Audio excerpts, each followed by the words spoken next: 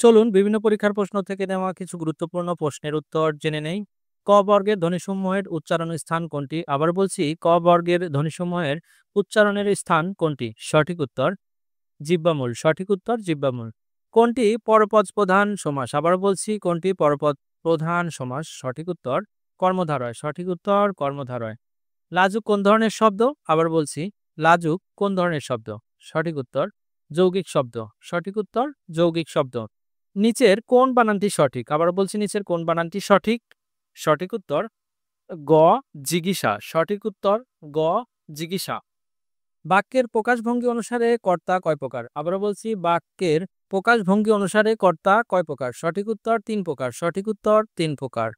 টাকাটা ধার দিয়ে তুমি আমার মুখ রেখেছো, এ বাক্যে মুখ কি অর্থে ব্যবহৃত হয়েছে? আবার বলছি, টাকাটা ধার দিয়ে তুমি আমার মুখ রেখেছো, এ বাক্যে মুখ কি অর্থে ব্যবহৃত হয়েছে? সঠিক উত্তর সম্মান। সঠিক উত্তর সম্মান।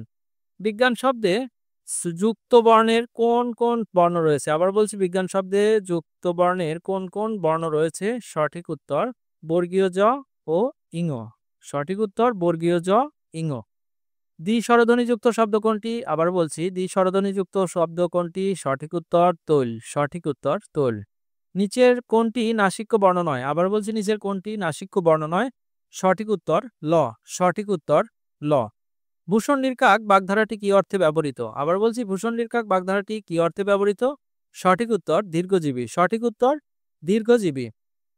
বাংলাদেশের প্রথম মোবাইল ব্যাংকিং শুরু করেন কোন ব্যাংক? আবার বলছি, বাংলাদেশের প্রথম মোবাইল ব্যাংকিং শুরু করেন কোন ব্যাংক? সঠিক উত্তর ডাচ বাংলা ব্যাংক। সঠিক উত্তর ডাচ বাংলা ব্যাংক। বাংলাদেশের মৎস্য গবেষণা ইনস্টিটিউট কোথায় অবস্থিত?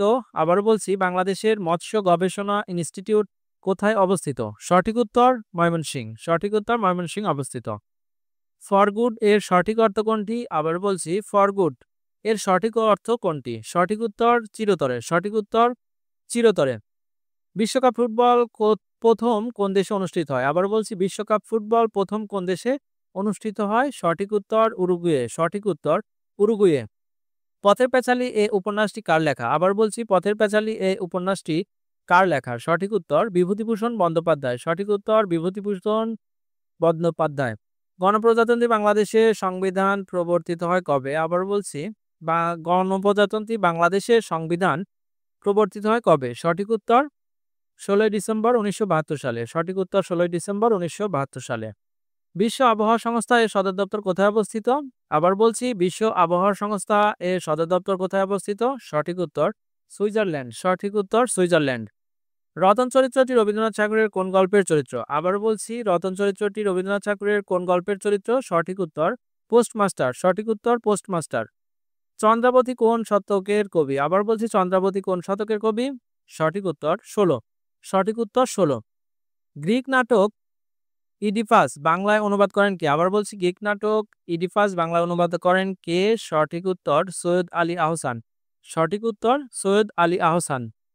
রবীন্দ্রনাথ ঠাকুরের কোন সাহিত্যকর্মে পরোক্ষভাবে বাংলাদেশ প্রসঙ্গ আছে? আবার বলছি, রবীন্দ্রনাথ ঠাকুরের কোন সাহিত্যকর্মে পরোক্ষভাবে বাংলাদেশ প্রসঙ্গ আছে? সঠিক উত্তর ছিন্নপত্র। সঠিক উত্তর ছিন্নপত্র। বেগম পত্রিকার সম্পাদক কে ছিলেন? আবার বলছি, বেগম পত্রিকার সম্পাদক কে ছিলেন? সঠিক উত্তর সুফিয়া কামাল। সঠিক উত্তর সুফিয়া কামাল। সবুজ পত্র পত্রিকার সম্পাদক কে? আবার বলছি, সবুজ পত্র পত্রিকার সম্পাদক কে? সঠিক উত্তর প্রমোদ চৌধুরী। সঠিক উত্তর প্রমোদ চৌধুরী। বাংলাদেশের মহাকাশ গবেষণা এবং দূর অনুধাবন সংস্থাকে সংক্ষেপে কি বলা হয়? আবার বলছি, বাংলাদেশের মহাকাশ গবেষণা এবং দূর অনুধাবন সংস্থাকে সংক্ষেপে কি বলা হয়? সঠিক উত্তর অ্যাটমিক এনার্জি কমিশন। সঠিক উত্তর অ্যাটমিক এনার্জি কমিশন। সমাস ও কারক ব্যাকরণের কোন অংশের অন্তর্ভুক্ত? আবার বলছি, সমাস ও কারক ব্যাকরণের কোন অংশের অন্তর্ভুক্ত? সঠিক উত্তরটি কমেন্টস করুন। ধন্যবাদ।